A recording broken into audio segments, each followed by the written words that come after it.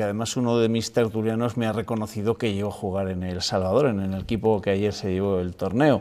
Sergio Castaño, ¿qué tal? Bienvenido, buenas noches. Buenas noches. Tú fuiste, ¿no? Sí, jugué un par de años, pero mi calidad no me dio para seguir jugando muchos más años, hay que reconocerlo todo. Bueno, bienvenido. Pero que sea más sensible con el sector, que tenga algo más de tacto.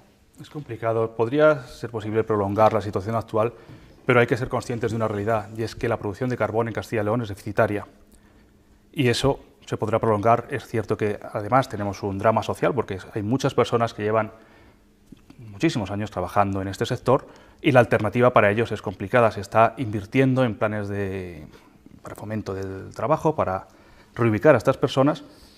Lo que pasa es que los sectores en los que se está invirtiendo y los que se puede potenciar emplear a estas personas son completamente diferentes a los que están trabajando hasta la fecha. Todo se centra en la agricultura, los productos agroalimentarios y el turismo rural, un turismo rural que ya está muy saturado. Con este panorama, una solución a corto plazo la veo muy complicada. A largo plazo sí que es cierto que se puede invertir y conseguir grandes cosas. Y por otro lado hay que tener en cuenta también que el fin de la explotación de estas minas genera también en España un problema energético importante, puesto que dependemos en un porcentaje muy elevado de la energía exterior. Pero Sergio lo ha dicho muy bien, es decir, el sector está tocado, y está tocado de una forma prácticamente definitiva. Y tener la esperanza en que al final la salvación de esas familias y de esa sociedad va a ser finalmente la minería, yo lo encuentro bastante complicado.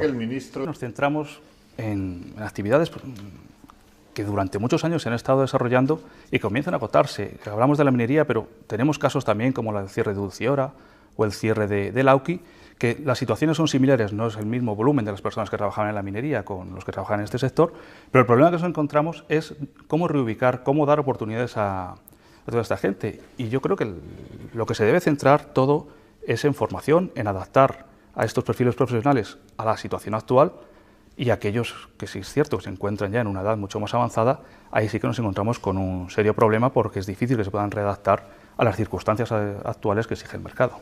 Lo que está claro es que Castilla y León desde el año 2008 ha ido aplicando recortes en todas las áreas donde se podían aplicar, y ya llegamos a un punto en el que el 20% ya de donde se podría recortar, ese 20% del presupuesto ya no se puede recortar más, y el 80% restante está aplicado a políticas sociales, sanidad y educación. En ese sentido ya no hay manera de recortar más. Estamos además en una región donde el porcentaje de población de más de 50 o 60 años es muy elevado y se demandan más servicios sociales.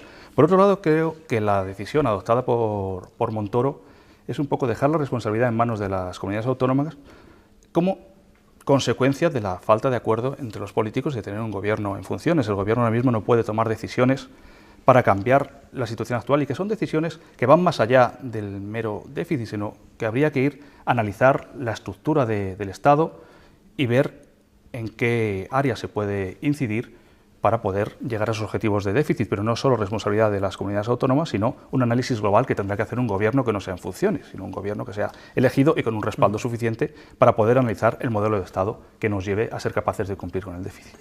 Yo siempre he apostado porque en el último momento se iba a llegar a un acuerdo, pero viendo la situación actual cada vez lo veo más complicado. Y complicado porque, como bien dijo Rajoy, los políticos son sentimientos. Esa equivocación que tuvo Rajoy, y están actuando con sentimientos personales, y cada partido o cada líder de cada partido está buscando sus propios intereses. En el caso de Rajoy dice: yo estoy abierto a negociar con todos, pero yo tengo que ser el presidente. En el caso de Sánchez también dice estar abierto a negociar con todos, menos con el Partido Popular. Esto va cerrando vías. Si nos centramos en Podemos, la posición también es bastante drástica. No queremos negociar con Ciudadanos porque es un partido completamente contrario a nuestros principios. Es cierto que las posturas de Ciudadanos y de Podemos son completamente opuestas, pero yo siempre pensé que el sentido de Estado llevaría a las diferentes fuerzas políticas a buscar una solución de consenso, que no tendría por qué pasar ni por Mariano Rajoy ni por Pedro Sánchez, sino buscar un candidato independiente y que todas las fuerzas pudieran crear un gobierno plural. Pero según se va acercando el día, cada vez es más complicado, pero yo sigo teniendo confianza en que ese último día nos encontremos con una sorpresa. Luis, ¿tú Yo sigues creo teniendo que, confianza? yo no. Yo creo que vivimos ¿En algo? bajo el síndrome de Puigdemont. Es decir, vivimos bajo el síndrome de lo que pasó en Cataluña y todos pensábamos que iba a pasar una cosa. Lo que pasa es que, tú lo has dicho, tendría que haber entre todos algo en común. Y ese algo en común sería sentido de Estado. Partidos políticos, ¿no? Yo llegué a pensar que es culpar, no son estos, no, son nosotros, son los de más allá. Llegué a pensar que era parte de un juego. Era lógico que el Partido Socialista no podía apoyar al Partido Popular desde el día después de las elecciones, pero que sí era una tenía que evolución. jugar sus cartas, Claro. negociar con unos, con otros y en el último momento llegar a esa gran coalición.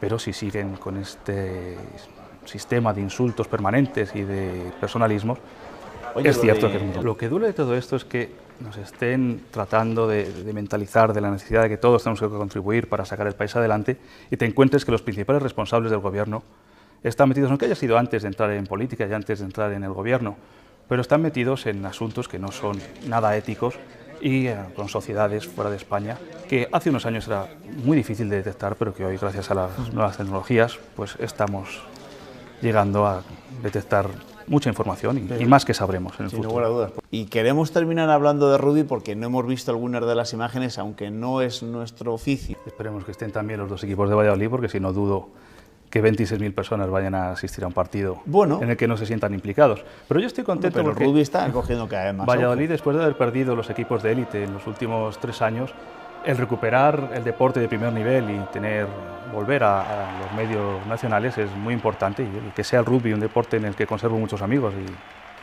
y que este equipo, además era el equipo de mi colegio, pues me enorgullece más todavía. Sin lugar a dudas. Al final esto es lo de siempre. Si nos pusieran determinados deportes más por la televisión, podríamos saber de qué va realmente, ¿no? Porque yo me pasa como Ernesto, yo seguí un rato el encuentro y la verdad es que me pareció un imposible. Pero bueno, Es complicado, sí. es complicado. espectacular. Hay que estudiar. Más allá de que el balón solo puede ir hacia atrás, ¿no? Bueno, que gracias, Luis.